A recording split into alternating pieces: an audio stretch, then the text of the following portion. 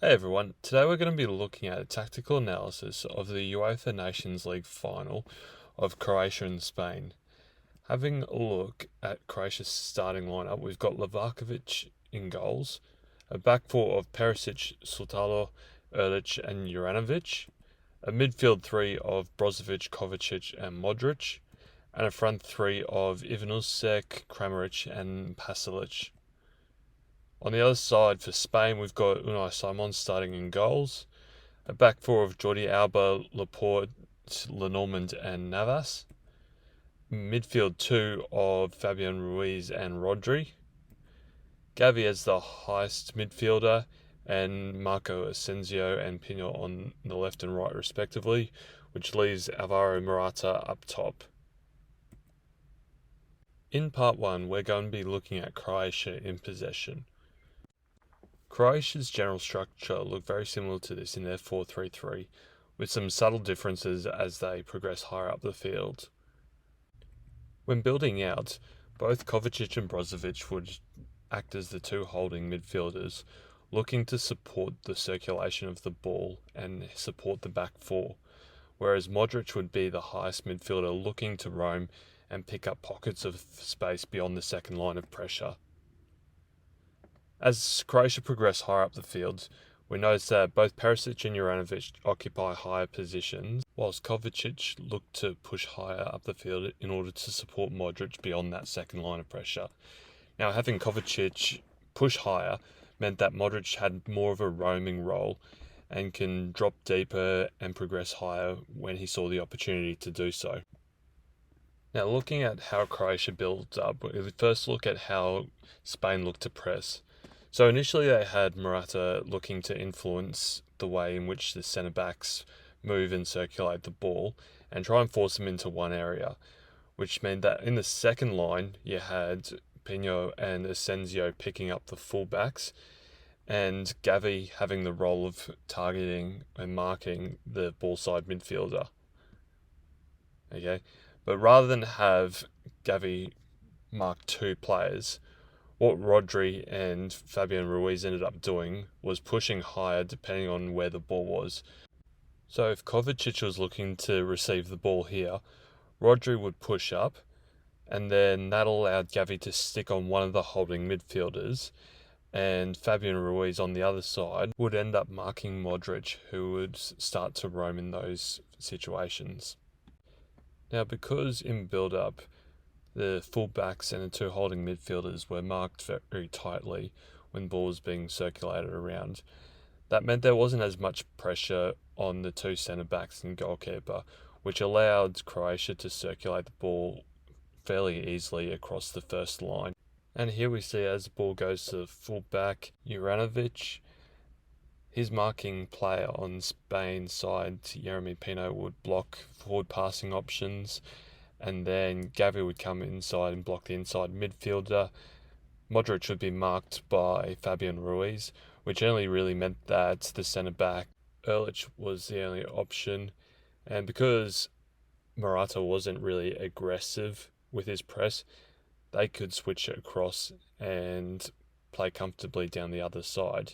Now, in order to disrupt Croatia from circulating the ball and waiting for one of the centre-backs to receive in space and drive forward, you'd have Jeremy Pino on the other side push high and advance his position, just waiting for the moment where Sultalo would look to switch across to Erlich, which would also be the cue for Morata to push onto the centre-back and try to force him into a long ball or even to play back to Livakovic, who could then play direct.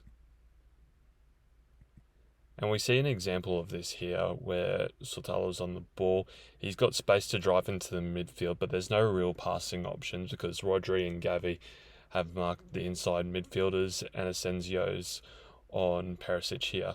So really all Sultalo can do is turn out and play. But we can see here that Pino's advanced position on the centre-back meant that he was already in a position to pounce as that ball gets played back to Livakovic.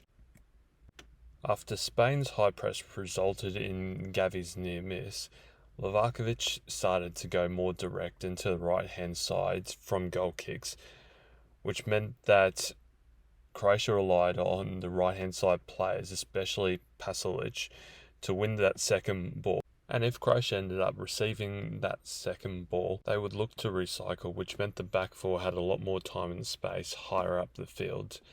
And as a result of the centre-backs having that added time and space, you have Spain look to push up again. And as they push up, the spaces between Morata and the midfielders became larger, and the defensive structure of Spain stretched out, which was good for the Croatia's midfield because that meant that they had a lot more space to receive the ball, turn forward, and try and break lines. And when you look at the qualities of your midfielders like Mateo, Kovacic, and Brozovic, if they can't directly find passing lanes to advance the ball forward to players like Modric and Kramaric, they'd look to create ways through their individual technical qualities. So rather than passing and circulating the ball, they might find space to drive and influence the midfield structure, which is what we'll be able to see here when Kovacic receives the ball, drives inside, and is able to find Modric.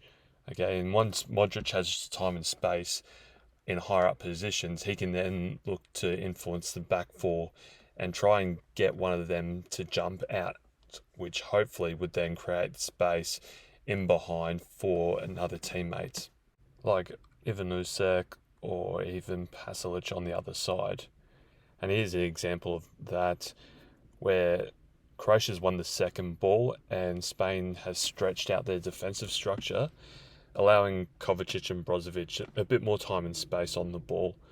Okay, and Kovacic receives, drives inside to manipulate Gavi, Rodri, and Fabian Ruiz, and can then find Modric, who was able to drive at the back line and find the passing lane to Ivan Nusek out wide. Higher up the field, when Spain were in more of a low block, you'd have Perisic and Juranovic as the fullbacks push higher up the field. What we noticed was that 77% of Croatia's ball progression was made down the left-hand side compared to the right-hand side. So there would be very distinct differences in how Croatia progressed the ball on both sides. So like we said, down the left-hand side, Perisic occupies that high position and looks to receive the ball, create space for himself, and then get that cross in. Now, this battle on the left-hand side was key. Perisic against Navas, where if Perisic couldn't cross first time, he'd then look to tag Navas on, create space for himself, and then get that ball into the box.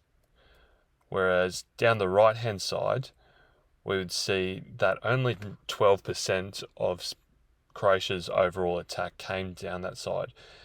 But you'd have Juranovic get the ball out wide, and again, similarly, look to cross the ball in, but he would often use his supporting players if he was pressured and couldn't get that ball into the box. So players like Pasalic, who came out wide to support it, and even Brozovic would then look to be able to get the ball into the box. So once players identified that the ball was ready to be crossed into the box, you'd have the far side players look to tuck in, especially in this case, Ivnusek and Perisic look to get real narrow and target that back post. And it is important to note the battle between Navas and Perisic, and using Perisic as that aerial target, where the stats show Perisic having the highest number of aerial duels within the team, that being a total of 9 aerial duels. Now, since we see Spain play such a narrow and high defensive line when in the mid-third, in order to make it hard for players like Modric and Kovacic receiving the ball with time and space, Croatia looked to take advantage of this by looking to manipulate the back four in order to access that space in behind.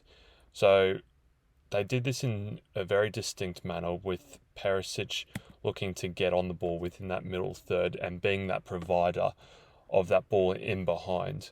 So as that ball travels across to Perisic, Navas jumps in order to put pressure on, but as Navas goes, Croatia recognise that they can create a 2v1 on the inside and attack that space that Navas jumped out of, which in this case both Pasalic has come right across from the right hand side, and Ivanusek targets that channel that Navas has jumped out of.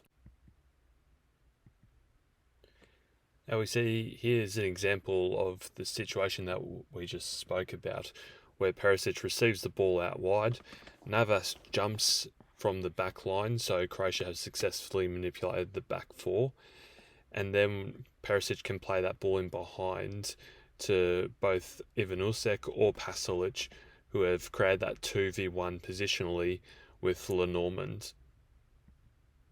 But here's another example of a different variation. Kramaric looking to come left, all the way to the left-hand side.